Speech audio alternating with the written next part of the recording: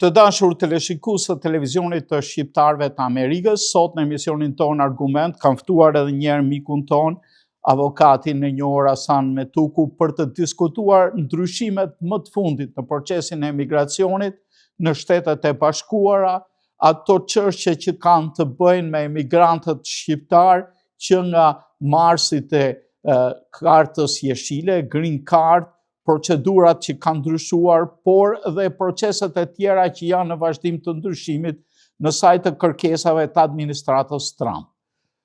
Zoti avokat, mirë se erdhët. Mirë se ju gjeta, faleminderit. Kënaqësi që të jem sërish me ju.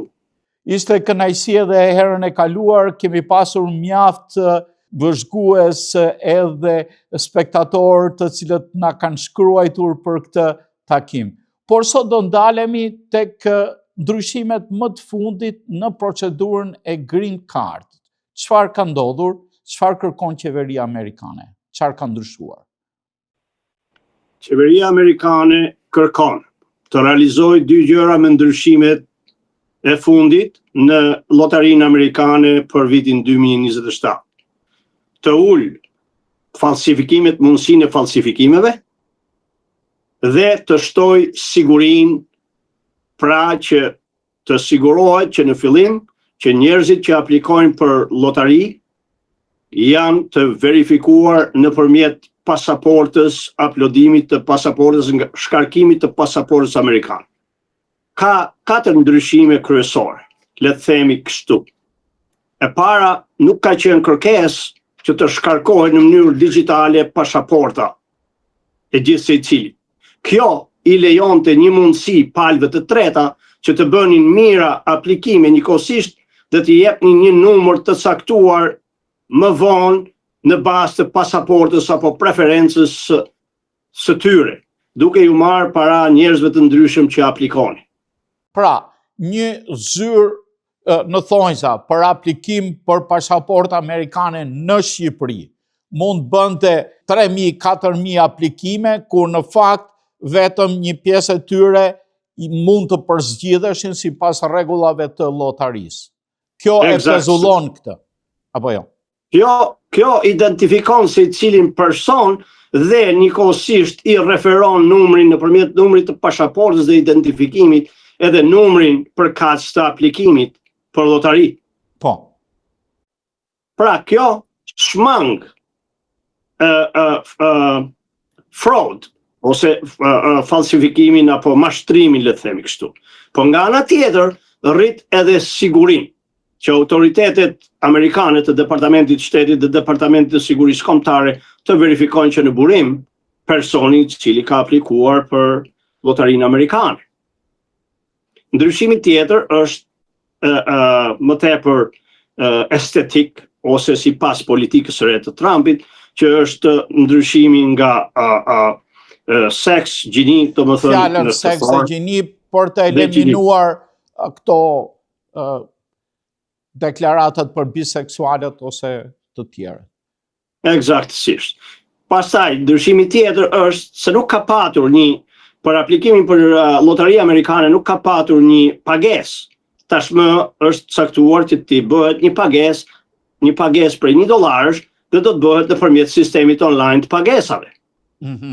Pra një pagesë për $1 thjesht simbolike, po natyrisht i vjen njerëzit përpara përgjegjësisë edhe heq për administratën një pjesë shpenzimeve, apo jo?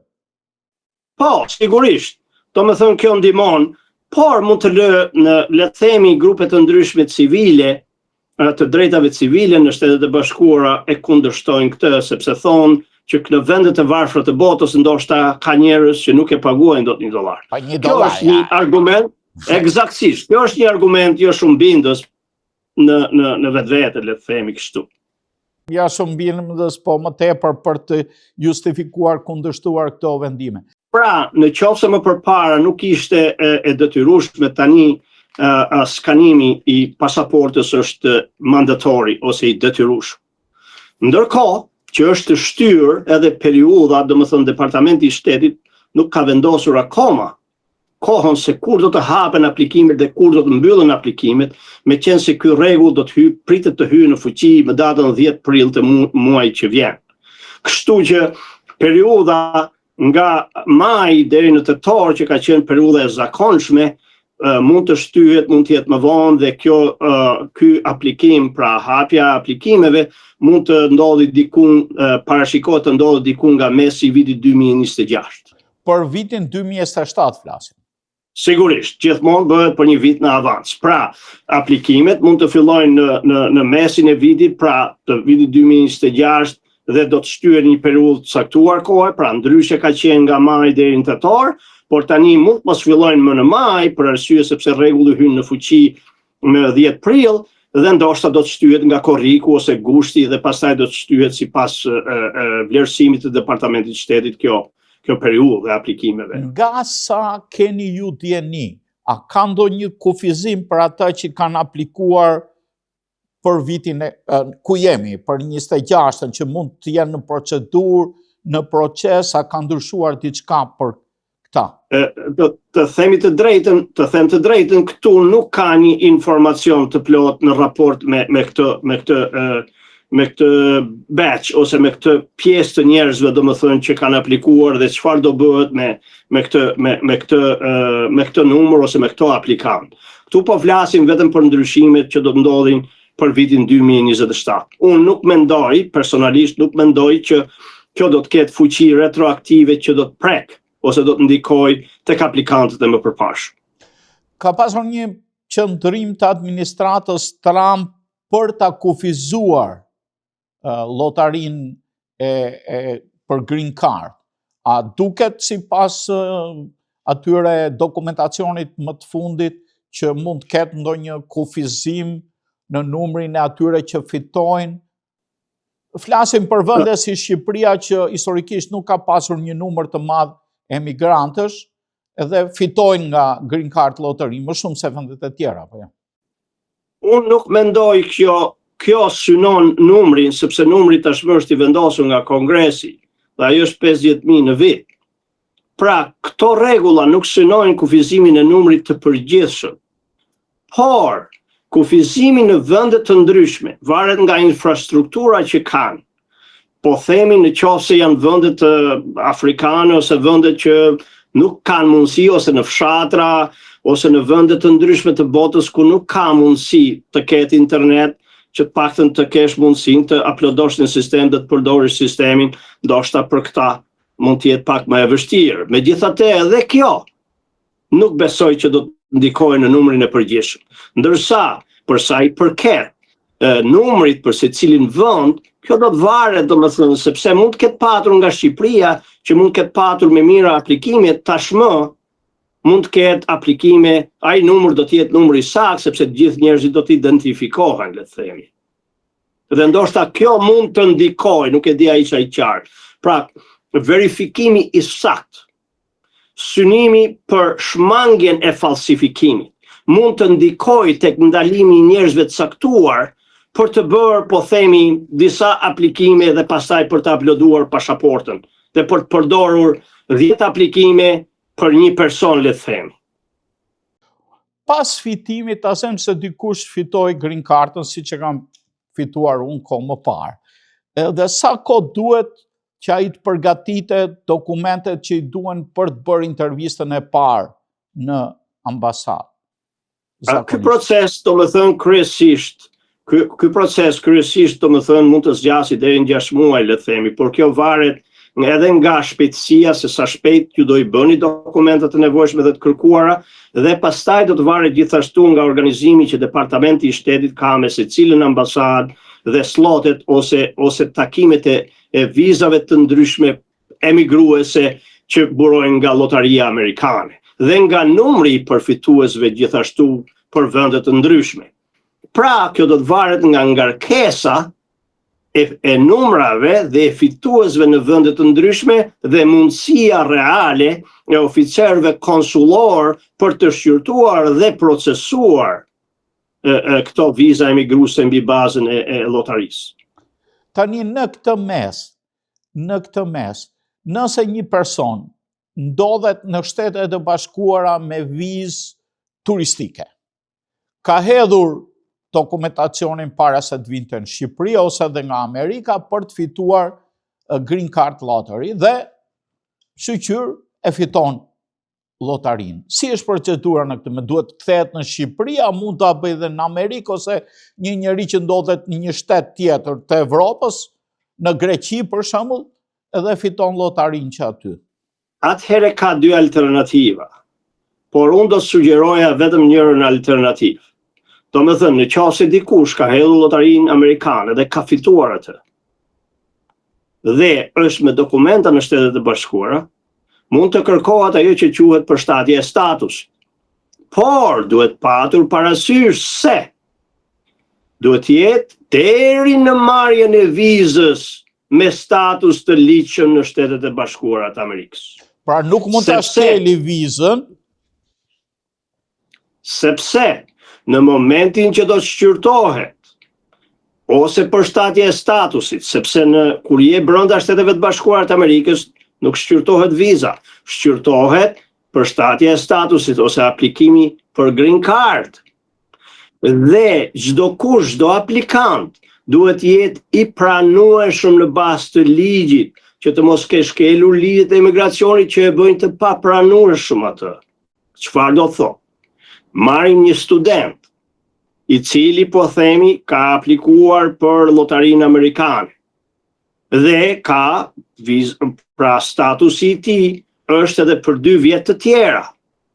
Nëse procedimi për vizën amerikane emigruese, po themi, nuk ndodh brenda 2 viteve të statusit të ligjshëm të studentit, unë do t'i sugjeroja studentit apo dikujt tjetër që të procesoj nëpërmjet marrjes dhe aplikimit të vizës nëpërmjet konsulatës ose ambasadës së vendit caktuar. Pra e thënë ndryshe, nëse shikohet që është i rrezikshëm, afatet të mos përputhe të jenë më të shkurtra se sa përshtatja e statusit, atëherë ata i këshilloj që është më mirë të aplikojnë nëpërmjet konsulatës dhe të shkojnë të marrin vizën emigruese nëpërmjet lotarisë amerikane atje. Sepse ka dhe një rrezik tjetër, zoti Floqi. Shpesh herë përshtatja e statusit këtu në Shtetet e Bashkuara të Amerikës mund të zgjasë 2 vjet, 3 vjet, mund të dalë jashtë statusit. Kjo varet nga ngarkesa që ka emigracioni. Prandaj nuk mund të luhet me këtë. Duhet ndjekur sistemi i sigurt. Dhe sistemi i sigurt është nëpërmjet konsulatës në vendin përkatës. Okej. Në rast, po marr një situatë hipotetike. Është një familje. Burri është në Shtetet e Bashkuara me vizë turistike. Gruaja është në Shqipëri, gruaja fiton lotarinë. Sipas rregullit, kur fiton një nga bashortët, të 2 bashortët fitojnë lotarinë dhe kanë të drejtën për të emigruar. Duhet të ndiqen të njëjtat këshilla që ju thatë në këtë rast, apo ka diçka të veçantë? Atëherë, mos harrojmë, kategoria e lotarisë amerikane është DV1, aplikanti kryesor që është përzgjedhur në lotari, është edhe kryesori në aplikimin e vizës emigruese. Çfarë do thotë? Bashorti që është me vizë turistike ose me statusin e turistit në Shtetet e Bashkuara të Amerikës, nuk është aplikanti kryesor. Prandaj ai duhet të ndjeki rrugën e aplikantit kryesor që është bashortja, e cila është në Shqipëri.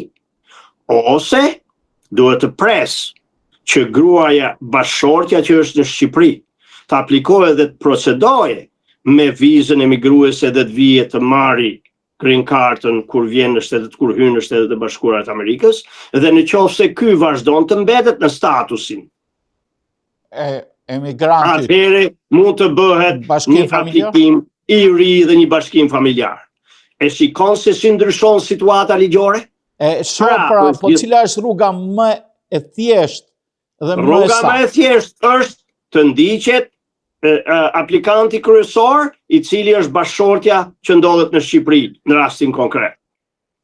Dhe ky të shkojë në Shqipëri dhe të marrë vizën emigruese si bashort i përfituesit lotarisë amerikane që është kategoria DV2. Okej, edhe një sqarim tjetër, e përmendët ju gjithësi. Të lutem. Çfarë ndodh nëse një fitues i Green Cardës ka qëndruar më parë në SBA pa dokumente, ose ka kaluar afatin e vizës, edhe është kthyer pastaj në Shqipëri. A konsiderohet i përzgjedhshëm apo jo? Atëherë, së pari, ai mund të aplikojë, por në filtrat e Departamentit Shtetit dhe të ambasadës, çdo njeri që ka bërë kohë me qëndrim të paligjshëm në Shtetet e Bashkuara të Amerikës, i nënshtrohen 3 kategorive. I diskutuam në parim dhe herën e kaluar, por po e përsërisim për interesin e teleshikuesve. E para, në qoftë se keni bërë nga 1 deri në 6 muaj, kjo mund të jetë deri në 3 vjet, po themi. Ndoshta mund mos konsiderohet në qoftë se keni qenë për arsye shëndetësore apo të tjera, por kjo varet gjithmonë nga konsullata, nga diskrecioni konsulat. Nëse keni bërë 6 muaj deri në 1 vit të paligjshëm në Shtetet e Bashkuara të Amerikës, atëherë duhet të prisni 3 vjet për të aplikuar për të hyrë në Shtetet e Bashkuara të Amerikës. Madje do t'ju duhet edhe një kërkesë për falje, sepse duhet lejoheni të hyni në Shtetet e Bashkuara të Amerikës.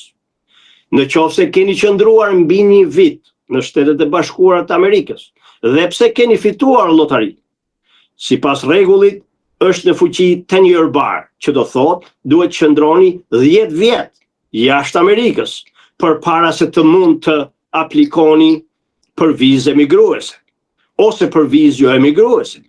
Pra, e shikon se si paligjshmëria ndikon në mënyrë dramatike edhe tek ata njerëz. Unë kam patur disa klientë Do desha të di raste konkrete, por që nuk kanë përfituar dot nga ka ardhur, le të themi kështu, fati i tyre nëpërmjet llotarisë ka ardhur me vonesë. Ndërkohë që ata nuk kanë qenë të pranueshëm më, le të themi. Pra, e themi ndryshe, edhe në qofse do ta fitojnë llotarinë, edhe në qofse do ta ndjekin gjithë procesin, ata nuk do të përfitojnë dot nga ky proces.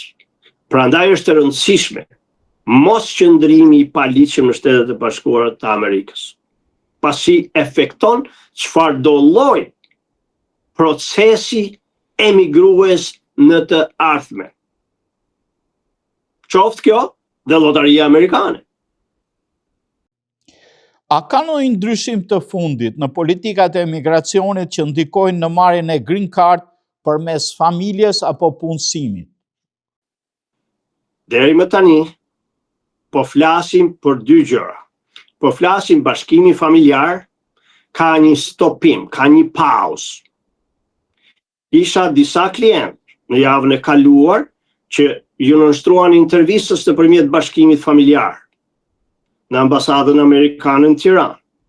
Ju është aprovuar pra kërkesa e tyre për vizë, por ju është thënë që nuk mund të procedojmë pasi është në fuqi urdhri i pezullimit.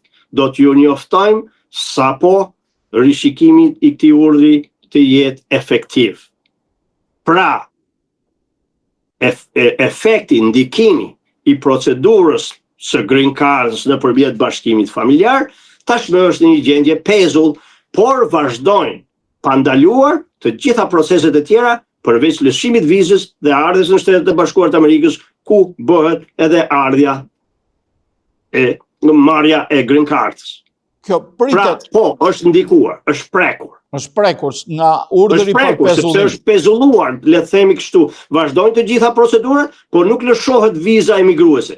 Nëse nuk lëshohet viza emigruese, ata nuk vinë dot në Shtetet e Bashkuara të Amerikës. Por a mund të vinë ata me vizë turistike? Ata gjithmonë mund të vinë me vizë turistike nëse kanë një vizë të tillë të vlefshme. Por kriteri i ardhjes këtu, kur futesh në kufi, ke ardhur si turist. Kjo nuk do thotë që ai ka ardhur si një rezident i përhershëm. Pra, një hyrje të tillë bëjnë edhe qytetarë të ndryshëm të vendeve të Bashkimit Evropian që vinë me visa waiver.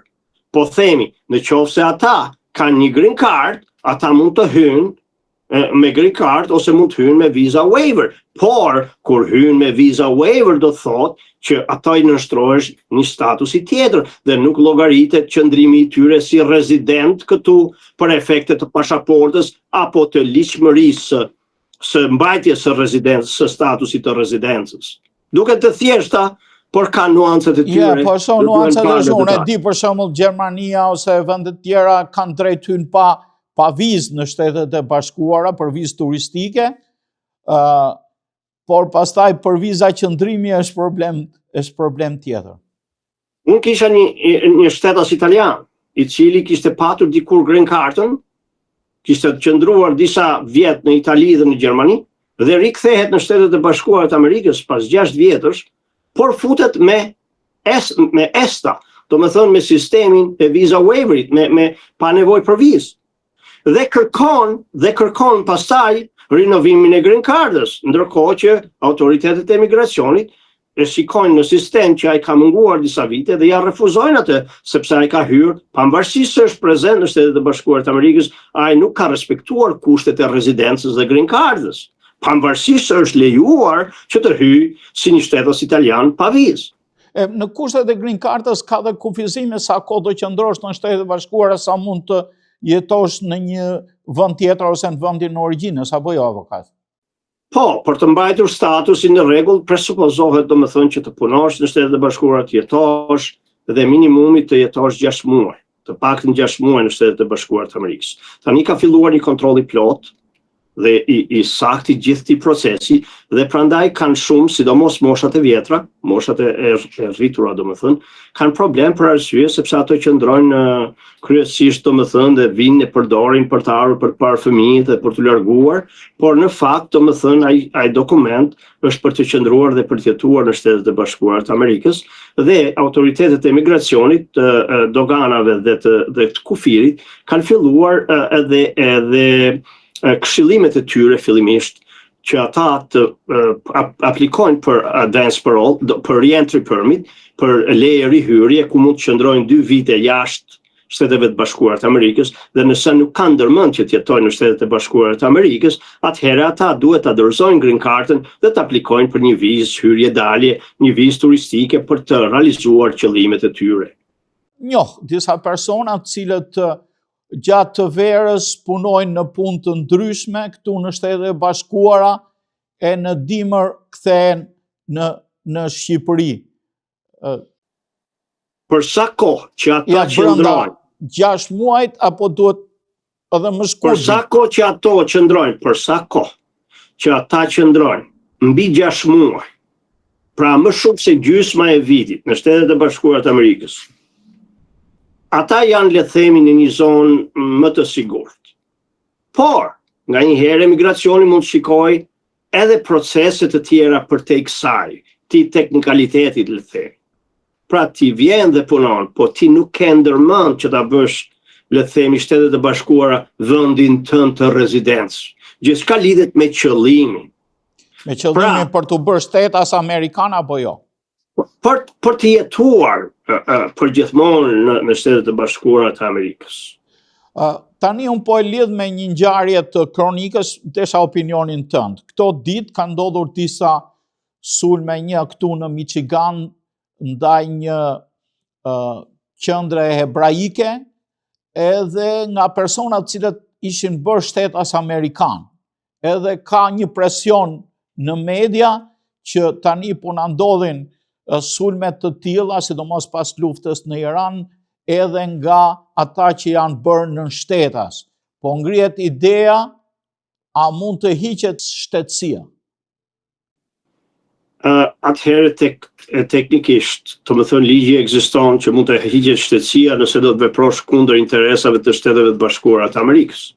Pra, por se sa dhe si do të interpretohet dhe sa gjërësisht do të interpretohet ky rregull, kjo do të varet nga gjykata, sepse do të ketë një proces për heqjen e shtetësisë. Pra, përgjigjja teorike është po, mund të hiqet shtetësia, a do të hiqet dhe a do të përbëjnë, pra do të përmbushen kushtet të nënshtruar një procesi në gjykat për heqjen e shtetësisë, ajo mbetet për të parë rast pas rasti. Sigurisht, akte terrorizmi. Jo thjesht në kuptimin e akteve të cilat praktikisht janë shprehje të lirisë dhe mendimit, për sa kohë që nuk janë violente dhe nuk kanë të bëjnë qoftë me sulmet në sinagoga, në xhamia apo në objekte të ndryshme të kultit kundër jetës personit dhe pronës. Pra, mund të kemi edhe ato terroristë, po themi, që janë domestic grown, që nuk janë të lindur dhe të rritur këtu, por sigurisht që kemi edhe nga ata që janë të naturalizuar. Nëse ndaj atyre që janë rritur dhe lindur këtu, përveç se të nënshtrohet një procesi të rregull gjyqësor, nuk ke mundësi për t'i përzënë gjëkundi, ndërsa këtyre mund t'ju hiqet shtetësia dhe të përzihen. Sigurisht njerëz të tillë nuk i duhen vendit. Por mos harrojmë se ka gjithmonë një proces gjyqësor. Pra nuk mund të jetë një vendim i ekzekutivit. Po vjen diskutim fakti që njëri nga këto persona që deshte të kryente sulm në Washington kishte që shprehur dëshirë për të bashkuar ISIS-it e kishte ndihmuar atë dhe prap nuk ishte hequr në shtetësia dhe herën e dytë kryen një krim terrorist. Në këtë mes po kritikoi mënyra si më parë i rihepej edhe nëse kishin shkelje të tilla, po ju e sqaruat në atë çka tha. Në këtë pikpamje unë nuk mund të diskutoj vendimin e një gjyqtari ose një vendim administrativ që mund të ndodhë, sepse sistemi nuk është perfekt. Sigurisht, domethënë, ka patur njerëz cilët edhe sistemi, domethënë, sistemi penitenciar apo sistemi i dënimeve këtu, domethënë, ka patur dhe kërkohet një reformë e madhe në rastin konkret, domethënë, për të parë se si kush duhet lirohet, kush duhet lirohet me kusht dhe kanë kryer dhe krime më të rënda. Pra nuk mund t'i përjashtosh në rastin konkret. Por gjithmonë kur diskutimet ligjore i nënshtrohen lensit politik, pra lupës politike, atëherë normalisht domethënë edhe diskutimi bëhet më i zjarrt në nivelin politik. Kurse në nivelin ligjor, ajo nuk e ndryshon ligjin ose nuk e ndryshon procedurën, për sa kohë që nuk ka një akt kongresi të saktuar për të ndryshuar formën dhe mënyrën e këtij procesi. Avokat Hasani, pyetja e fundit, çfarë këshille praktike do t'u jepnit shqiptarëve që planifikojnë të aplikojnë për Green Card Lottery në vitin e ardhshëm? Do t'ju thoja të sigurohen që të kenë pasaportë të vlefshme, pra që është edhe kryesorja, pra nëse nuk kanë një pasaportë të vlefshme të pakën për një vit, le të themi, atëherë ata mund të riskojnë që nesër pas nesër në kufit kur vjen koha për të dhënë intervistën dhe gjitha me radhë, ata nuk janë në gjendje që të japi një pasaport ose të shkarkojnë ose të ngarkojnë një pasaport, qoftë në aplikimin për lotarinë amerikane, qoftë edhe për në ambasadë. Pra, identifikim. Unë ju jap edhe një këshill që ata në proces, nëse përzgjidhen, të mos gënjejnë. Nëse nuk e kanë kryer shkollën e mesme, mos thonë që e kanë kryer shkollën e mesme. Nëse kanë kryer krime, çfarë do lloj krimi, edhe krime për të cilët nuk janë dënuar, formulari është i plot, duhet i përgjigjen në mënyrë të ndershme, sepse një ndër elementet për të bërë rezident është gjithashtu edhe karta morale, që është një kartë e fortë përveç kartës së sigurisë. Prandaj, domethënë, këto janë edhe këshillat kryesore. Dhe e treta, do ju thoja që të mos binë prej e mashtrimeve apo zyrave të ndryshme të cilat praktikisht kërkojnë përfitime dhe me premtime se ata mund të ndikojnë në përzgjedhjen ose të një numrit vogël apo të një numrit madh dhe të i vënë në prioritet. Askush nuk e ka këtë mund, ajo është një lotari që administrohet nga qeveria amerikane dhe premtimet të tilla janë premtime boshe dhe janë mashtruese. Avokat Hasan Metuku, të falenderoj edhe një herë për këtë intervistë sa sqaruese aq dhe informuese për telespektatorët dhe për çdo që kërkon të aplikojë për Green Card Lottery. Natyrisht intervista jone e kaluar u bë virale në rrjetet e internetit pasi e transmetuam në to sepse i ndihmon njerëzit kuptojnë realitetin. Ju falemnderit dhe miru takofshim në emisionet tjera me problematika tjera. Nëse keni diçka të veçantë që doni ta thoni, ju lutem. Unë kam shumë për thënë, për rastin konkret, le ta mbajmë fokusuar Herën tjetër mund të diskutojmë për reformën tërësore në raport me azilin, në raport me aplikimet për punën, në raport me aplikimet për hyrjen në Shtetet e Bashkuara të Amerikës dhe mënyrat e reja, mënyrat efektive të cilat po përdorin në kufi për vettingun, për lëshimin e vizave dhe për gjitha tjerat. Kështu që për sot, besoj që le shpresojmë që teleshikuesit të gjejnë me vend atë çfarë diskutuan bashkë. Unë ju përshëndes juve dhe televizionin që përfaqësoni, është me të vërtetë një dritare e hapur për informacionin në Shtetet e Bashkuara të Amerikës dhe më gjërë. Edhe njerë miru takofshim në emisionet të tjera. Miru pashim, faleminderit. Të dashur teleshikues të televizionit të Shqiptarëve të Amerikës, ne këtu i dham fund të emisionit ton Argument me avokatin e mirënjohur Hasan Metuku, folëm për problemet e green cardës, rrugët, mënyrat se si duhet marrë ajo, gjithmonë për të qenë brenda ligjit amerikan dhe për të fituar mundësinë për të ardhur në Shtetet e Bashkuara. Miru takofshim.